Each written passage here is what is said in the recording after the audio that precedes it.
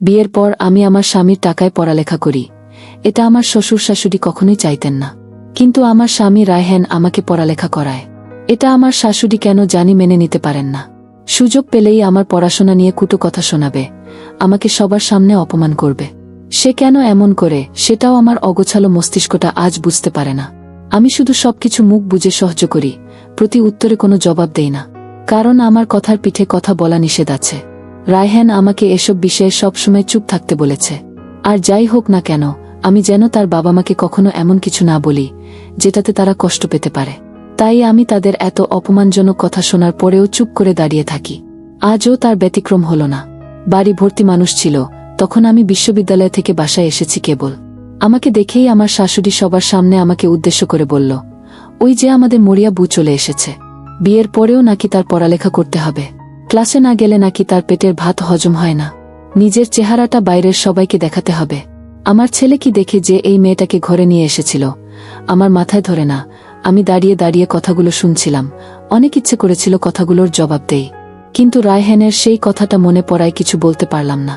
আমার শাশুড়ি আবারও যখন বলল, দুপুরে রান্না করবে কে? বাড়ির সবাই যে না খেয়ে আছে সেদিকে কি কারো খেয়াল আছে? আমরা তো কলেজে যাওয়ার জন্য কাউকে বু করে আনিনি, রান্না বান্নাও তো করতে হবে। রায়হান দুপুরে লাঞ্চ করতে এসে ফিরে গেছে। আমার ছেলেটার টাকাতেই তো ভাত কাপড় পাচ্ছ, পড়ালেখাও করছো। আমাদের কথা না হয় বাদ দিলাম, তোমার স্বামীকেই না খাইয়ে রাখা শুরু করলে। আমার কথাগুলো সহ্য হলো না, মনে হলো ভিতরটা ছিঁড়ে ছিঁড়ে যাচ্ছে। আমি আর রায়হানের কথাটা মনে রাখলাম না। আমি প্রথমবারের মতো আমার শাশুড়ির মুখের উপর বললাম, আপনি চাইলেই তো রান্না করে খাওয়াতে পারতেন আপনার ছেলেকে। এতেই যদি দর থাকতো তাহলে রান্না করে খাওয়াতেন। আপনার মেয়ের জামাই আসলে তো ঠিকই রান্না করে খুব যত্ন করে খাওয়ান, কত রকমের খাবার রান্না করেন, তার হিসাব থাকে না। অথচ যে আপনাকে ভাত কাপড় দিচ্ছে, থাকতে দিচ্ছে, তার জন্য একটা দিন কষ্ট করে রান্না করতে পারলেন না? আবার আমাকে যাতা বলছেন। কি, আপনার মেয়েরও তো বিয়ে হয়েছে, সেও তো পড়াশোনা করছে, তাকে নিয়ে তো কোনো আলোচনা করেন না। আমাকে নিয়ে আপনার এত সমস্যা কেন? আমি আপনার মেয়ে না, আপনার ছেলের বউ, এটাই তো কারণ, তাই না? নিজের মেয়ে হলে কি এমনভাবে বলতে পারতেন? পরক্ষণেই নিজের গালে থাপ্পড়ের শব্দ শুনতে পেলাম। বেয়াদব মেয়ে, বড়দের সাথে কিভাবে কথা বলতে হয় বাবা মা বুঝি কখনো শেখায়নি? আমার মুখের উপর কথা বলে। রায়হান আসুক, তারপর তোমার বিচার করব। এখন যাও, রান্নাঘরে ঢুকে আমাদের সবাইকে উদ্ধার করো।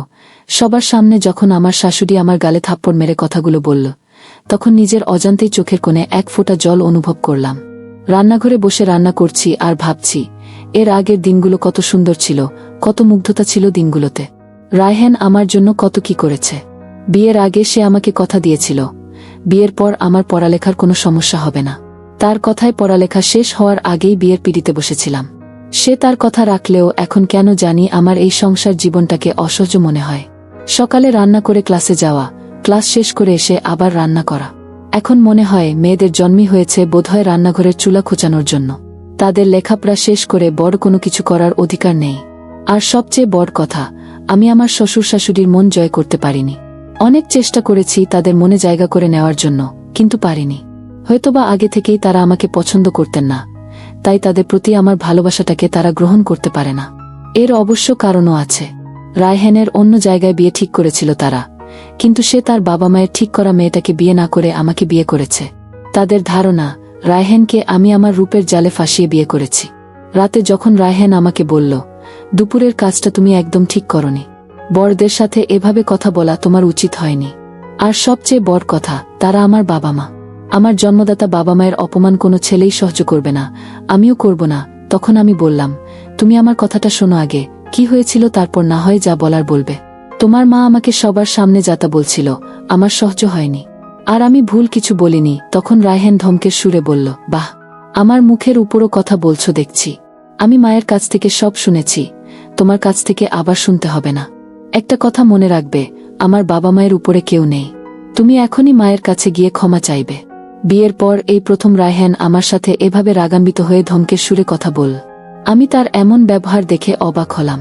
আমিও কিছুটা রাগান্বিত কণ্ঠে বললাম, তোমার মা তোমাকে তো সবকিছুই বলেছে, তাহলে তো এটাও বলেছে আমার গায়ে সে হাত তুলেছে। তখন রায়হান বলল, তারা বড় মানুষ, ছোটরা ভুল করলে তো শাসন করবেই। তুমি এখন মায়ের কাছে গিয়ে ক্ষমা চেয়ে আসো। আমি মাকে বলেছি তুমি ক্ষমা চাইবে। তখন আমি রায়হানকে বললাম, আমি কোনো ভুল করিনি, তাহলে কেন ক্ষমা চাইব? আমি পারবো না এটা করতে। তোমার মা বাবা আমাকে দেখতে পারে না, বিয়ের পর থেকেই আমার সাথে খারাপ ব্যবহার করে, যা তোমাকে কখনো বলিনি, কিন্তু আজ না বলে পারলাম না। তুমি নিজের বাবা মায়ের খেয়াল রাখতে গিয়ে নিজের বুকে ভুলে গিয়ে সবসময় শুধু আমার দোষ খুঁজে বেড়াও। তুমি কখনো কি জানতে চেয়েছ তোমার বাবা মা আমার সাথে কেমন ব্যবহার করে? শুধু কি বউ শাশুড়ির সাথে খারাপ ব্যবহার করতে পারে? শাশুড়ি বউয়ের সাথে খারাপ ব্যবহার করতে পারে না। আমার কথাগুলো শুনে রায়হান কিছু বলল না, তবে আমি বুঝতে পারলাম আমার কথাগুলো তার ভালো লাগেনি। সত্য কথা তো হয়, তাই কারো ভালো লাগে না, সেটা আজ বুঝলাম। কিছু সময় চুপ থেকে রায়হান বলল, তার মানে তুমি মায়ের কাছে ক্ষমা চাইবে না? আমি সোজাসুজি বললাম, না, কখনোই না। কোনো ভুল না করে কারো কাছে ক্ষমা চাইতে পারবো না আমি। প্রতি উত্তরে রায়হান যে কথাটা বলল, সেটার জন্য আমি মোটেই প্রস্তুত ছিলাম না। আমি কখনো ভাবিনি তার মুখ থেকে এমন কিছু শুনতে হবে। আমাকে সে যখন বলল, ঠিক আছে, তোমার সব কথা আমি মেনে নিলাম, যেহেতু মায়ের কাছে ক্ষমা চাইলে তুমি ছোট হয়ে যাবে, সেহেতু তোমাকে ক্ষমা চাইতে হবে না। কাল থেকে তুমি আর বিশ্ববিদ্যালয়ে যাবে না, তোমার পড়ালেখা পুরোপুরি বন্ধ। আশা করি আমার এই কথাটা অন্তত রাখবে। আর না রেখে কোনো উপায়ও নেই তোমার। রায়হানের কথাগুলো শুনে আমার বিশ্বাস হচ্ছিল না। কথাগুলো সেই বলছে, কিন্তু বিশ্বাস করতে হবে, কারণ এটা বাস্তব। সে আমার সামনে দাঁড়িয়ে কথাগুলো বলছে। আমি কিছুটা হতচকিত হয়ে গিয়ে বললাম, কি বলছো তুমি? পাগল হয়ে গেছো নাকি? আমার ফাইনাল ইয়ার চলে, এখন কিছুদিন পর আমার ফাইনাল পরীক্ষা শেষ হবে, আর তুমি বলছো পড়ালেখা বন্ধ করতে? তুমি একজন শিক্ষিত ছেলে হয়ে এই কথা কিভাবে বলতে পারলে? তখন রায়হান বলল, আমি অনেক ভেবেচিন্তেই বলেছি। আমি চাই না তোমার পড়ালেখার কারণে আমাদের সংসারে কোনো অশান্তি সৃষ্টি হোক। যেহেতু আমার বাবা মা চায় না তাদের ছেলের বউ পড়ালেখা করুক, তারা চায় সংসারী হোক, তাই তুমি কাল থেকে আর বিশ্ববিদ্যালয়ে যাবে না, ঘরের কাজেই মনোযোগ দিবে। আর পড়ালেখা করে কি করবে? এমন না তো যে চাকরি করবে। আমি তো তোমার ভরণ পোষণের দায়িত্ব নিয়েছি, যতদিন বেঁচে থাকবো ততদিন তোমাকে চিন্তা করতে হবে না। তাই সংসারের শান্তির জন্য হলেও তুমি কাল থেকে আর বিশ্ববিদ্যালয়ে যাবে না। আমি অনেকটা অভিমান করে বললাম, যদি বিশ্ববিদ্যালয়ে যাই তাহলে কি করবে? তখন রায়হান বলল, আমি তোমাকে ছেড়ে দিতে বাধ্য হব। রায়হানের কাছ থেকে এমন কথা শুনে আমার ভিতরটা পুড়ে যাচ্ছিল। মনে হচ্ছিল আমার ভিতরের হৃৎপিণ্ডটাকে কেউ জ্বলন্ত আগুনের মধ্যে ছেড়ে দিয়েছে। যাকে ভালোবাসলাম, বিশ্বাস করলাম, নিজের পৃথিবী ভেবে বিয়ে করলাম, সেই মানুষটাই আজ আমাকে ছেড়ে যাওয়ার ভয় দেখাচ্ছে। আমার কিছু বলতে ইচ্ছে করছিল না, তবু নরম গলায় বললাম, আমি ডিভোর্সের ভয়ে নিজের স্বপ্নগুলো ধ্বংস করতে পারবো না। তুমি আমাকে কথা দিয়েছিলে আমার স্বপ্ন পূরণের সঙ্গী হবে, সবসময় আমার পাশে থাকবে, যতই বাধা আসুক না কেন আমাকে কোনোদিন ছেড়ে যাবে না। কিন্তু আজ নগণ্য একটা কারণে আমাকে ছেড়ে যেতে চাইছ। সত্যি বলতে কখনো ভাবিনি মাঝপথে এসে এভাবে সরে দাঁড়াতে চাইবে তুমি। আমি বিশ্ববিদ্যালয়ে যাওয়া বন্ধ করতে পারবো না, তবে তুমি চাইলে আমার পড়ালেখার পেছনে যে টাকাটা খরচ করো সেটা বন্ধ করে দিতে পারো, কিন্তু আমাকে ক্লাসে যাওয়া নিষেধ করো না। আমি যেভাবেই হোক নিজের পড়াশোনার টাকাটা জোগাড় করে নিব। আমার কথা শুনে রায়হান বলল, আমার মায়ের কথাই ঠিক, আসলেই তুমি বেয়াদব একটা মেয়ে। নিজের স্বামীর সাথে উঁচু গলায় কথা বলছো। তোমার কথা আমি মানি। তুমি একসময় আমি কথা দিয়েছিলাম বিয়ের পরেও আমি তোমাকে পড়ালেখা করাবো, কিন্তু এখনকার পরিস্থিতিটাও তোমাকে বুঝতে হবে। আমি যা বললাম সেটা না করলে আমি ভুলে যাব তুমি আমার স্ত্রী। আমি কাল অফিসিয়াল কাজে 1 মাসের জন্য মেট্রোপলিসের বাইরে যাব। তুমি কাল থেকে আর বিশ্ববিদ্যালয়ে যাবে না, এটাই আমার শেষ কথা। এতগুলো মানুষের সুখের জন্য তুমি তোমার পড়ালেখাটা বিসর্জন দিতে পারবে না? আমাদের ভবিষ্যৎ সন্তানের কথা ভেবে অন্তত তুমি আমার কথা শুনবে। কথাগুলো বলেই রায়হান বিছানায় শুয়ে পড়ল, আমার উত্তরের জন্য অপেক্ষা করল না। আমিও আর কিছু বললাম না, কারণ আমি জানি এখন যাই বলি না কেন সেটা সে আমলে নিবে না। দুজন মানুষ এক বিছানায় ঘুমালেও দুজনের মাঝে অনেক দূরত্ব বিরাজ করছে আজ। জানি না দূরত্বটা সময়ের ব্যবধানে কোনো এক সময় কমে যাবে নাকি আরও বেড়ে যাবে। সকালে রায়হান অফিসে যাওয়ার পরে আমি যখন বিশ্ববিদ্যালয়ে যাওয়ার জন্য বের হলাম, তখন আমার শাশুড়ি বলল, তোমাকে রায়হান কিছু বলেনি? তোমাকে তো বিশ্ববিদ্যালয়ে যেতে না বলেছে, তারপরেও কেন যাচ্ছ? তখন আমি বললাম, ওটা এমনিতেই বলেছে। তখন আমার শাশুড়ি বলল, এমনই না, সত্যি সত্যি বলেছে। আমিও বলছি তোমাকে আর পড়াশোনা করতে হবে না, কয়েকদিন পরে তো মা হবে, তাই ঘরের বাহিরে যাওয়ার দরকার নেই। আমি তার কথা কানে নিলাম না, নিজের মতো করে বেরিয়ে গেলাম বিশ্ববিদ্যালয়ের উদ্দেশ্যে। এভাবে প্রায় 1 মাস চল। এই 1 মাসে আমার শ্বশুর শাশুড়ি আমার সাথে কোনো খারাপ ব্যবহার করেনি, এটা যেন আমার বিশ্বাসই হয় না। 1 মাস পর যখন রায়হান বাসায় আসলো, তখন খুশিতে তাকে আমি জড়িয়ে ধরি, কারণ বিয়ের পর এই প্রথম তার থেকে আমি এতটা দিন দূরে ছিলাম। কিন্তু রায়হান আমাকে ধাক্কা দিয়ে দূরে ঠেলে দিল। ভাবলাম সে হয়তো আমার উপর রাগ করেছে, তার কথা শুনিনি বলে, তাই তার রাগ ভানানোর জন্য উঠে পড়ে লাগলাম, কিন্তু কোনো কিছুতেই তার রাগ ভানাতে পারলাম না। আমার পৃথিবীটা উল্টোপাল্টা করে দিয়ে রায়হান যখন খুব নরম কণ্ঠে বলল, আমার অনেক খারাপ লেগেছে সিদ্ধান্তটা নিতে। অনেক কঠিন একটা সিদ্ধান্ত ছিল, অন্তত আমার জন্য। যাকে ভালোবেসে বিয়ে করেছিলাম তাকে একসময় ডিভোর্স দিতে হবে কখনো কল্পনা করিনি। কিন্তু অনেক ভেবেচিন্তে দেখেছি তুমি আমাকে সুখ দিতে পারবে না। যে মানুষটা আমার জন্য, আমার পরিবারের জন্য নিজের ছোট্ট একটা স্বপ্নকে বিসর্জন দিতে পারেনি, সে মানুষটা ভবিষ্যতে আমাকে সুখ দিবে, এটা আমার বিশ্বাস হয় না। তুমি যদি আমাকে ভালোবাসতে, আমার ভালো চাইতে, আমার পরিবারের ভালো চাইতে, তাহলে এত কিছুর পরেও তুমি তোমার লেখাপড়াটা কন্টিনিউ করতে চাইতে না। আমাদের আলাদা হয়ে যাওয়াই ভালো, আমি তোমার সাথে আর থাকতে চাই না। আমি যখন রায়হানের মুখ থেকে কথাগুলো শুনলাম, তখন কেন জানি আমার ভিতরটাকে আমি বিশ্বাস করাতে পারলাম না এই কথাগুলো সত্য। আমার মনে হলো রায়হান কখনোই এমন কিছু বলতে পারে না, এসব কিছু মিথ্যা। সামান্য একটা কারণে সে আমাকে এত বড় শাস্তি দিতে পারে না। কিন্তু রায়হান যখন পুনরায় বলল, আমি যত তাড়াতাড়ি সম্ভব ডিভোর্স পেপারটা রেডি করে তোমাকে জানাবো, তখন আমার মনে হলো রায়হান সত্যি সত্যি আমার সাথে আর এক ছাদের নিচে থাকতে চায় না। তখন নিজের অজান্তেই কাঁদতে থাকি আমি। রায়হানকে অনুরোধ করি, তোমার সিদ্ধান্তটা বদলাও, চাইলেও তুমি এমন সিদ্ধান্ত নিতে পারো না। তুমি বলেছিলে সারা জীবন আমার পাশে থাকবে। আমার তোমাকে ছাড়া থাকতে অনেক কষ্ট হবে। আমি তোমার সাহায্যেই নিজের স্বপ্নগুলো পূরণ করতে চাই। আমাদের সন্তানের কথাটা একবার ভাবো। তখন রায়হান বলল, ওটা আমার সন্তান না, তোমার সন্তান। তুমি আমাকে খুব ভালো করেই চেনো আমি কেমন মানুষ। আমি আমার সিদ্ধান্ত থেকে সরে দাঁড়াবো না। আমি তোমাকে কত করে বলেছি, তুমি আমার কথা শোনোনি।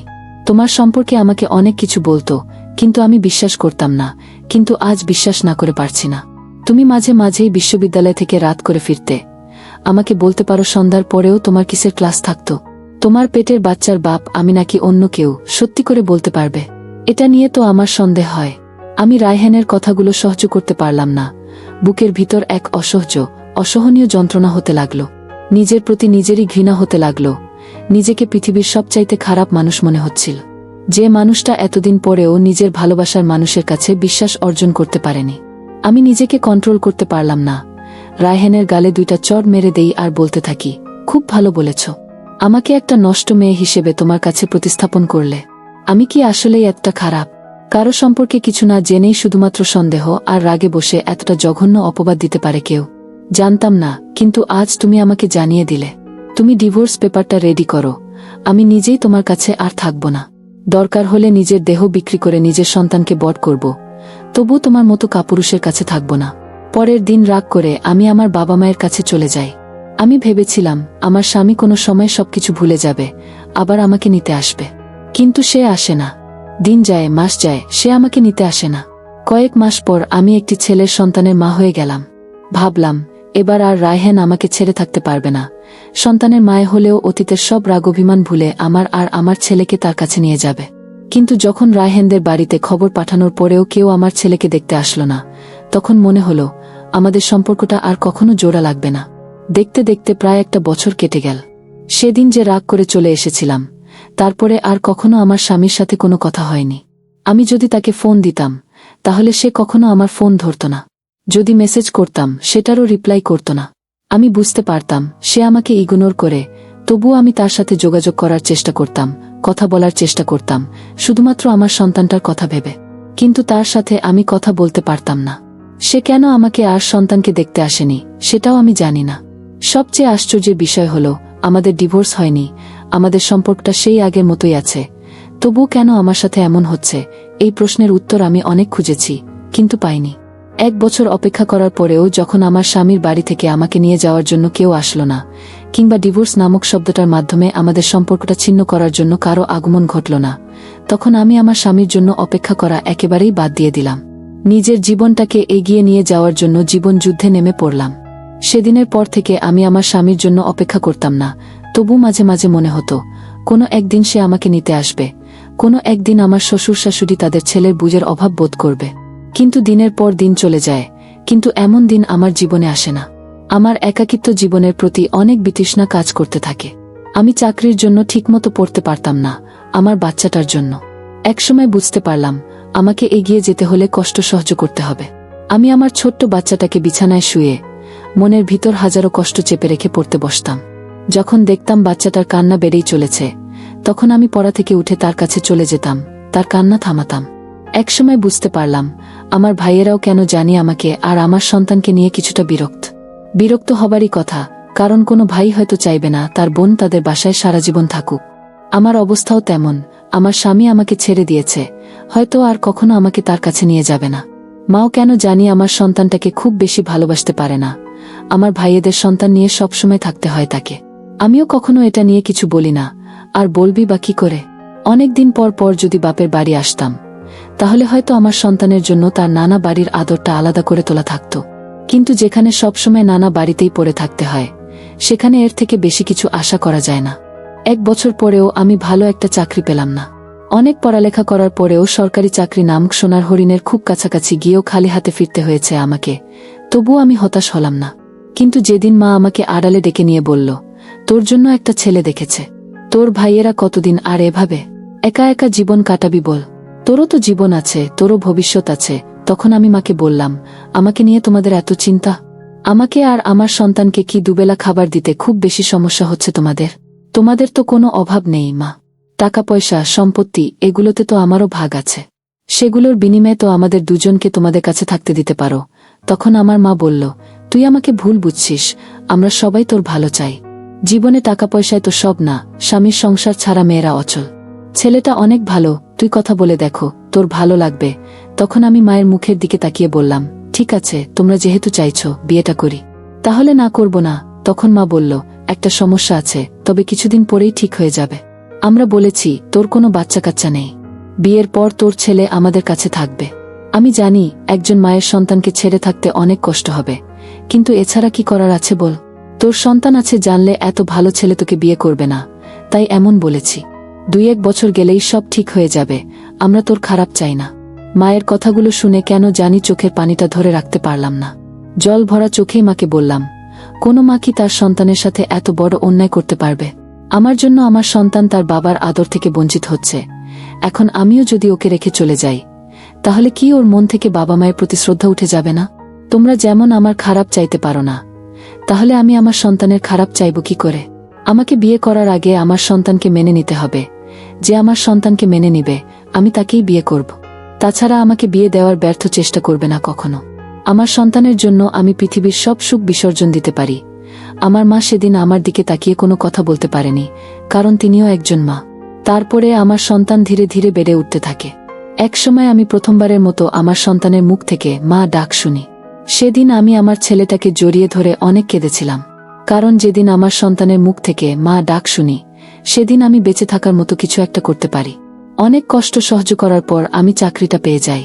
আমার বাবা মার বাড়িতে কোনো অভাব ছিল না, তবুও কেন জানি বেঁচে থাকার জন্য নিজেদের চাহিদাটা পূরণ করতে পারতাম না।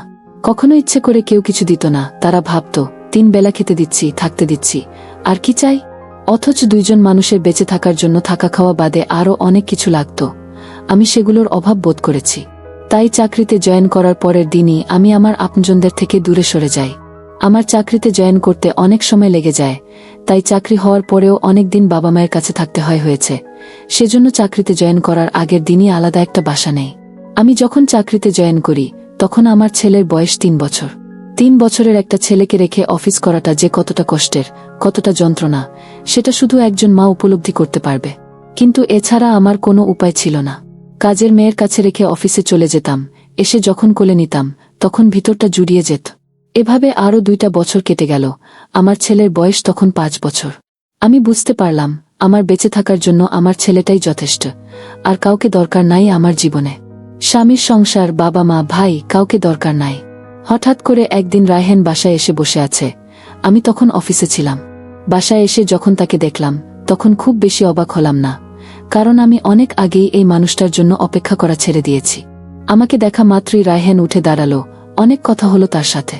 আমি তার কাছে জানতে চেয়েছিলাম কেন সে আমার কাছে আসেনি, সে কোনো উত্তর দিতে পারেনি। বুঝতে পারলাম সে আমাকে আর আমার ছেলেকে নিতে এসেছে। তখন কি বলবো কিছু বুঝতে পারলাম না, নিজের অজান্তেই বললাম, তুমি যদি দীর্ঘ 5টা বছর একাকিত্বের স্বাদ নিয়ে আবার আমার কাছে ফিরে আসতে, তাহলে আমি তোমাকে গ্রহণ করে নিতাম। কিন্তু তুমি তো তা করনি। তুমি বিয়ে করেছিলে, যদিও আমি জানি না এটা সত্য কিনা, তবে বিয়ে না করলে এভাবে নিজের স্ত্রী সন্তান ছেলে 5টা বছর থাকতে পারতে না। আর সবচেয়ে বড় কথা, আমি আমার ছেলেকে সবসময় বলে এসেছি তার বাবা নেই, তার বাবাও আমি, মাও আমি। আমার ছেলেকে কখনো মিথ্যা বলতে শিখাইনি। আমি চাই সে যেটা জেনে এসেছে সেটাই সত্য হোক। আমার কথাগুলো শুনে রায়হান আর কিছু বলেনি। আমার ছেলেকে ঘুমন্ত অবস্থায় দেখে দুঃখী মনে চলে যায়। আমার খুব ইচ্ছে করছিল তাকে বলতে, তুমিও থেকে যাও, কিন্তু আবার মনে হলো কাউকে কথা দিয়ে কথা রাখা উচিত। সূর্য যদি তার কথা কোনোদিন না রাখে, তাহলে পৃথিবীটা সেদিন কালো অন্ধকারে ছেয়ে যাবে। আমিও চাই না আমার ছেলে আমাকে মিথ্যাবাদী হিসেবে জানুক। গল্পটির এখানেই সমাপ্তি, তবে সমাপ্তিটা অন্যভাবেও হতে পারত। মেয়েটা পড়ালেখাটা বিসর্জন দিয়ে তার স্বামীর কাছে ফিরে যেতে পারত, কিংবা তার স্বামী তাকে বুঝিয়ে নিয়ে গিয়ে সুখে শান্তিতে সংসার করতে পারত। একটা সংসার ভাঙ্গন কারো জন্যই সুখ বয়ে আনে না, বিশেষ করে সন্তানের জন্য। প্রতিটি সন্তানই বাবা মায়ের আদর ভালোবাসা পেতে চায়, কিন্তু এই বিচ্ছেদের কারণে অনেক সন্তান বাবা মায়ের পবিত্র আদর থেকে বঞ্চিত হয়। এর জন্য দায়ী কারা? শুধুই কি বাবা মা, নাকি আশেপাশের মানুষও? অনেক সময় আশেপাশের মানুষের কুযুক্তিতেও ঘর ভাঙ্গে। বিচ্ছেদ হলে আগেই হওয়া উচিত। সন্তান হওয়ার পর যেন কোনো বাবা মা নিজেদের সংসার না ভাঙ্গে, এটাই কাম্য। সন্তানের মুখের দিকে তাকিয়ে হলেও নিজেরা কম্প্রোমাইজ করে একসাথে থাকা উচিত। তো বন্ধুরা, আজকে এই পর্যন্তই। ভিডিওটি দেখার পর যদি তোমাদের ভালো লাগে, তাহলে অবশ্যই একটি লাইক করবে এবং কমেন্ট করে তোমাদের মতামত জানাবে। আর চ্যানেলটি সাবস্ক্রাইব করে সাথেই থাকবে। ধন্যবাদ।